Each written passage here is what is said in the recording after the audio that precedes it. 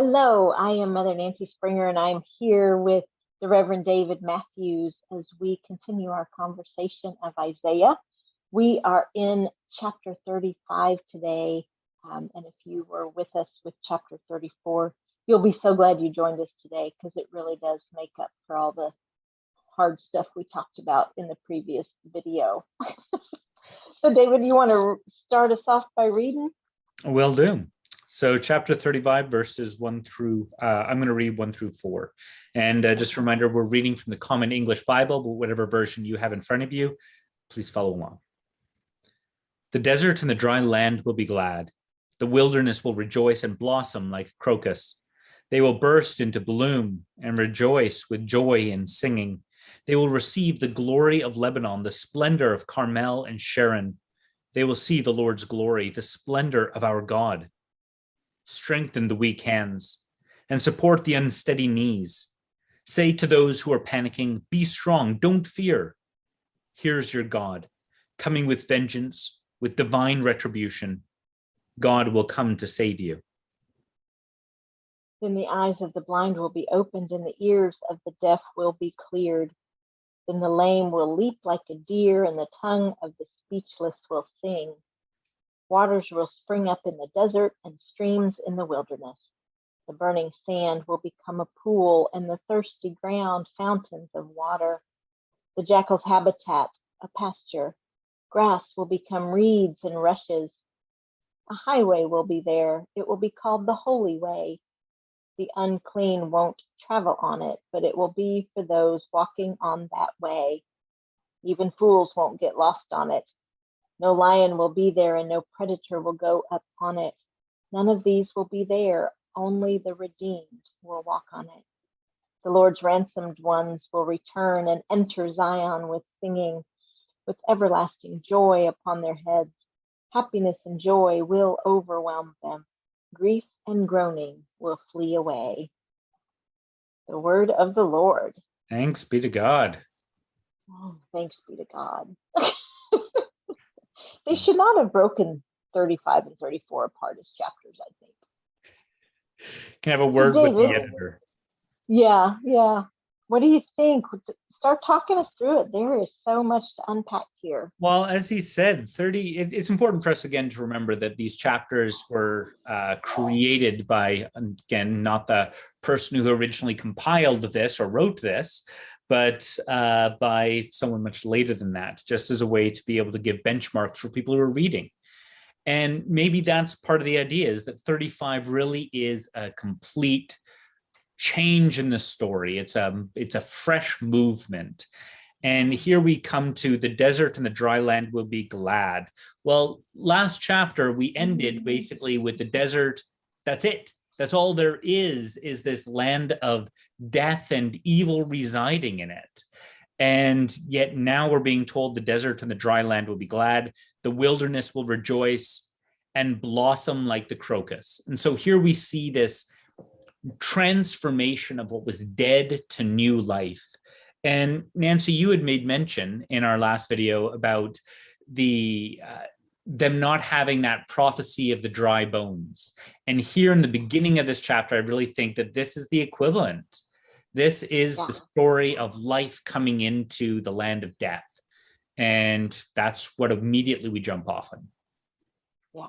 So we get to the burst. They will burst into bloom and rejoice with joy and singing. They will receive the glory of Lebanon, the splendor of Carmel and Sharon. They will see the Lord's glory, the splendor of our God. So, and I think that's an incredible point here, is that last chapter, with all the destruction and all the death being pronounced and all of the vengeance being poured out, we're not being told we're seeing the glory of God. When do we hear that we're seeing the glory of God? When God's bringing new life. That's the glory. The other part is the stuff that might need to happen, God might need to do, but people can bring death and destruction, but God alone can bring new life. And I think that's the glory part. That's the amazing thing here. Yeah. So that's the beginning. There's a lot more to come, but that's immediately what we see. Is there, in the first two verses here, what have I missed? What are your thoughts about that? I think what you said is great, right? That yeah, only God can bring new life, and that is the glory that all of the stuff that comes in the next verses will reveal. Okay, so what are those? So we have the weak hands are strengthened and unsteady knees are supported.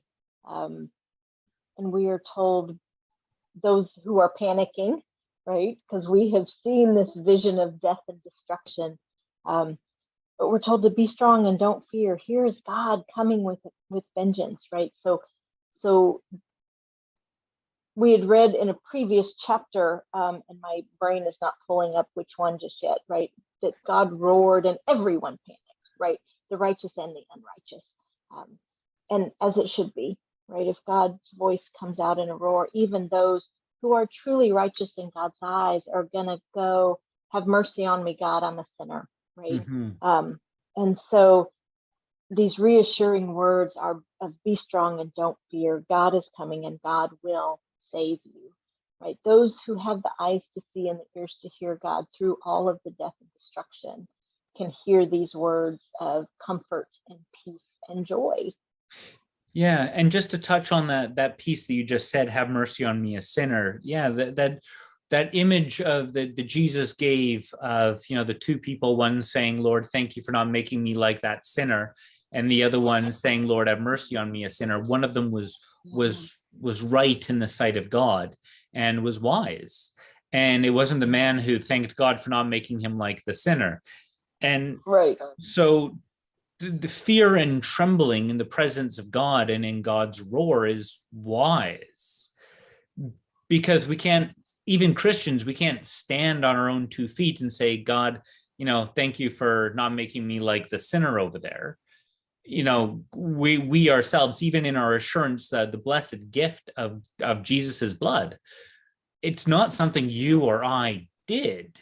It's still something he did. So it's still, to be honored and to be revered. Yeah. Yeah. So, but that last line, though, God will come to save you, a very stark contrast with the 2 lines earlier, coming with vengeance, with divine retribution. Mm-hmm. Yeah. But again, it is God's hand that is both judgment and mercy, right? Yeah, and that to save you, he has to bring vengeance or destruction, punishment, or something upon the person who is oppressing you, who is holding you Right. captive, enslaving you. He needs to Right. free you by breaking chains. And so, if the chains are a person who won't let go of you, that person's on the wrong side of things. Right. Yeah. Yeah. So we get to some, in my mind, some of the most beautiful languages, words of scripture in the next couple of verses here. Then the Mm-hmm. eyes of the blind will be open, the ears of the deaf will be cleared. Then the lame will leap like the deer, and the tongue of the speechless will sing. Waters will spring up in the desert and the streams in the wilderness.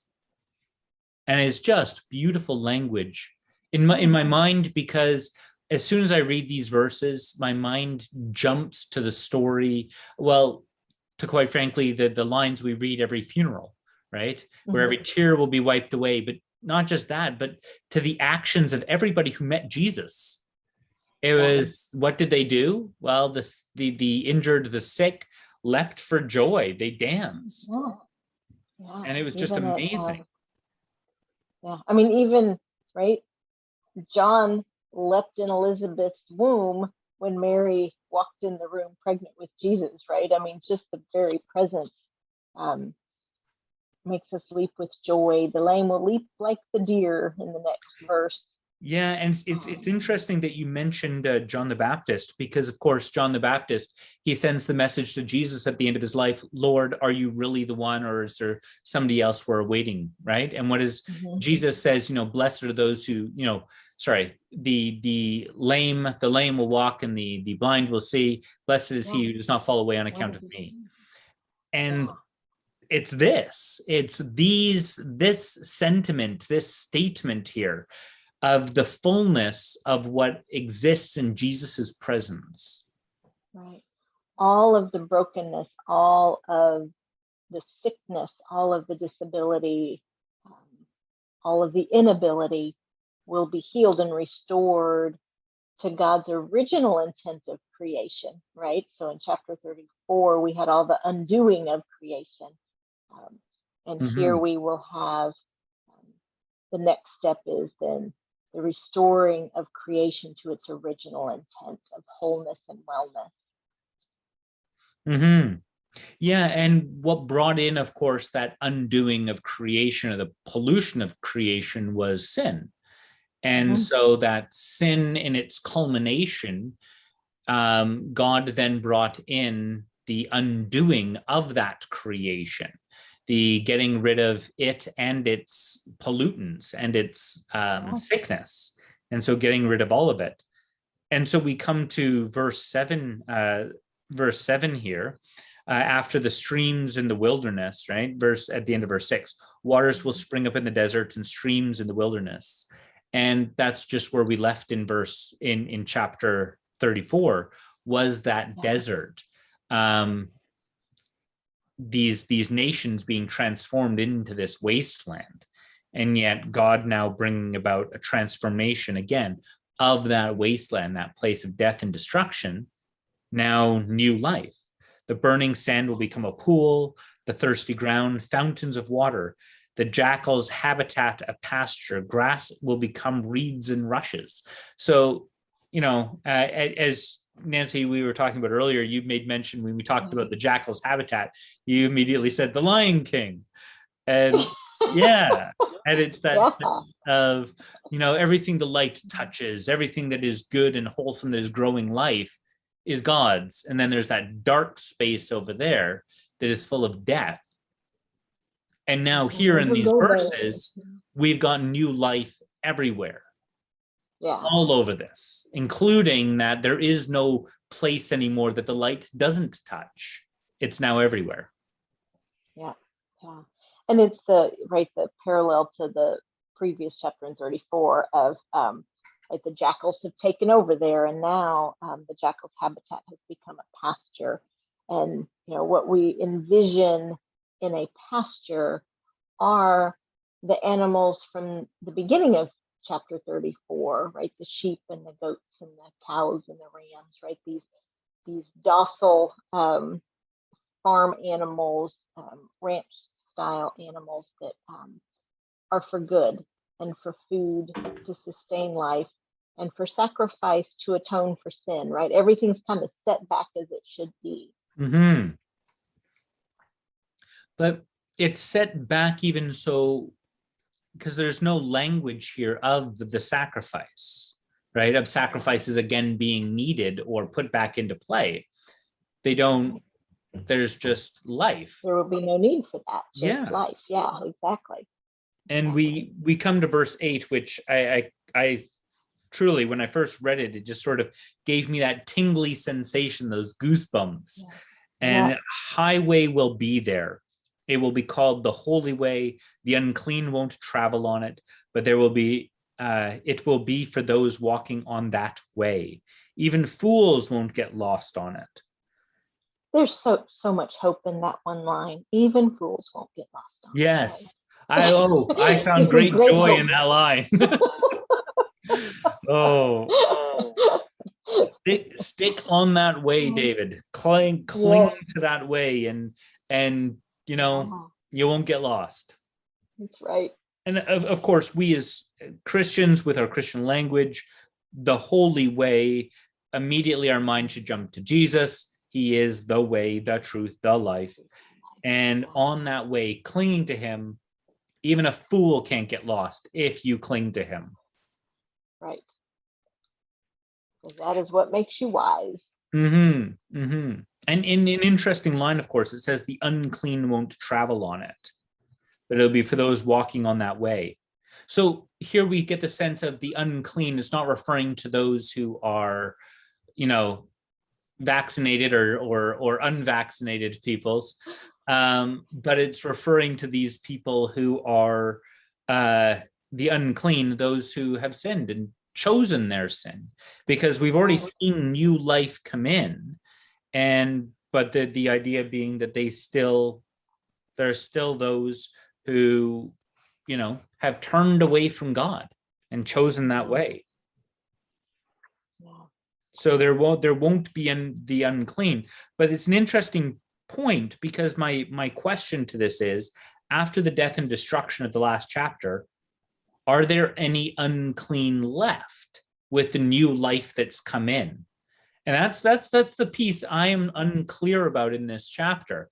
Is it that there won't be any unclean traveling on it because there aren't any unclean left? They've all been destroyed. Or is it that the unclean just won't get on this pathway? Or is it that that everyone who steps on it is made clean? Right? That it won't, but it will be for those walking on that way. If you choose to walk the way of Jesus, right? If you step into Jesus' way, you are made clean. And so I think that it brings to mind for me, right, that day when every knee shall bow, right? Everyone that's left will see the glory of God and bow down and say, "You are God," and proclaim the name of the Holy One. And so I think it's for me, that's where that imagery takes me, is that day when everybody says, "You are God." And absolutely. And that's one of the things that's difficult about dealing with prophetic books and languages. When is this prophecy going to be fulfilled? And you get many people who have battled in denominations over this language of, trying to decipher that. And we get concepts such as pre-tribulation and post-tribulation and things like that. And it's about this question: is where does this text fit in with the larger concept of eschatology, of when God is going to bring about certain events and things that he's promised? So is this prophecy an end of time prophecy after he's already destroyed the heavens and the earth and is remaking things? Well, is that before or after his judgment of all people? Is the destruction the judgment, or after the destruction, is he going to raise everybody back up and then judge finally those who have now been raised? So there are these different questions that now fall into how we determine and discern where these texts fall in. And that's difficult. I think we can all agree that the way, or the way, the life, and what brings about this joy, what brings about this new life, is Jesus himself. And that's what we as Christians see. And what Isaiah is pointing at here is this future hope, this new, that God, one, can create new life, and that after this new life has been created, there won't be any straying from this new life. There will be a highway that you are on that you cannot fall off, that a fool could stay on, and the unclean won't come on it. In other words, you can't be made unclean by walking on it, and you can't be dragged off of it by somebody else, because anybody who's on it is also clean. They're also on the same direction and path you are. So you can't be made unclean by being on it. And I think that's more the point, is that he's trying to say, is that you're on it, you are clean, you're going to continue to be clean, and you're going to get where it's going. And that's the life. And that's right. Jesus then kind of muddles all that. When does this happen in history even more? And to me, he's saying, right, don't worry about all that. The kingdom is at hand. It is right here, and live on earth as it is in heaven now. Right? So all these, we live as if all of this had already come to fruition, right? Yeah, and that's a wonderful thought, Nancy. And it does call us to question some language that we have used in the past, Christians have used in the past, about this idea of backsliding. Well, can you backslide? Hold on. Can you backslide if you're on this highway then? Can you fall off? Can you get off? Like, where does this put people? And people will ask this, but I think it gets back to your point, is that you grab a hold of Jesus and then you just go with that. You go with him. because there's always grace and forgiveness, right? I mean, we all trip and stumble, and it's the right, what we talked about at the very beginning. The righteous person is going to see Jesus and say, have mercy on me, a sinner. Not because they're trying to be extra righteous, but because they understand their own brokenness. Yeah. Yeah. And And so there's always mercy and grace and forgiveness as we follow Jesus. absolutely. And again, it gets back to anybody who is wise, when they hear the lion roar, trembles. Yeah. And that's wisdom. Right. So we get to verse 10 here, and it says, the Lord's ransom ones will return and enter Zion with singing, and everlasting joy upon their heads. Happiness and joy will overwhelm them. Grief and groaning will flee away. Really is just a beautiful chapter. It is. It is. Yeah, it's beautiful. And just the way that Jesus tells us to live, as it, on earth as it is in heaven, here and now, in every moment. So. And yeah, it's his kingdom has started. His kingdom has begun today in and amongst his people, in their hearts, in their lives, how they treat others around them. His churches are meant to look like this, like these places. So that's the dream. That's the dream. That is. All right. Well, Nancy, we're at the end of verses here. Is there anything any summarization that you need that you want to bring, or is there anything you feel that we might have glossed over? I think we covered it well. I love ending on the joyful hope of we can have heaven on earth now as we follow Jesus. So I think that's a great way to end it. Before we get into anything bad again. Yes, and we are shifting. As I often say, we're shifting gears. We're going in a new route. The authors or compilers of this book have decided that the next couple of chapters are going to be devoted to putting this into a time and a place in history. And so they've put in some chapters on the history of what's going on in Israel, supposedly or presumably at this time. So it gives us a bit of contextual understanding. And so it depends. Again, commentators have said how this book is put together is different. And so you never know, we might talk about that another day. But so the next 3 chapters will all just kind of be historical reference, and we'll cover those in the next few videos before we cross the bridge that will continue this joy in chapter 40. Yeah, and then we get into some new and some very famous verses as well about really the joy that's coming. Yeah. All right. So keep joining us. Keep doing the work and the difficult sometimes reading. And we do invite you to enter any questions or thoughts you have in the comments as you're watching these. We appreciate your time that you have given us in these videos. So, all right, Dave, what else do you have to say? Anything? No, other than that, just God bless. And we'll look forward to enjoying to read the Bible with you again soon. All right. Bye. Bye-bye.